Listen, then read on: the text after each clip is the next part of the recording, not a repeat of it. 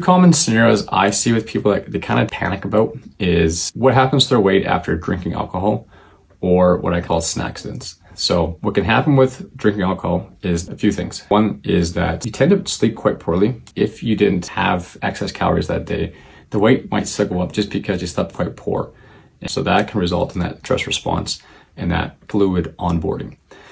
And then also there is a chance that you are having an excess amount of calories. People, when they drink, they tend to snack on things that are a little saltier or a higher carbohydrate intakes. And then lastly, alcohol has calories. So it is something that, in addition to the food that you might eat, might also result in a caloric surplus. And then Snackcidents, very similar to the drinking alcohol. Snacks that people have when they're just snacking on and they end up being a lot is, one, they tend to be salty. They tend to be more carbohydrate rich.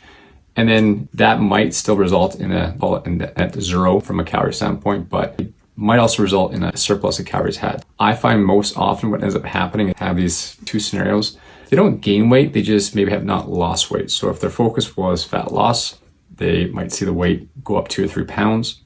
But then if their caloric intake was actually just maintenance and it didn't result in a surplus, over 2 or 3 days that weight goes back to normal. And then in some cases, they did go caloric surplus, but it's not as drastic as they thought it was. So in 2 to 3 days, maybe they gained 0.25 pounds.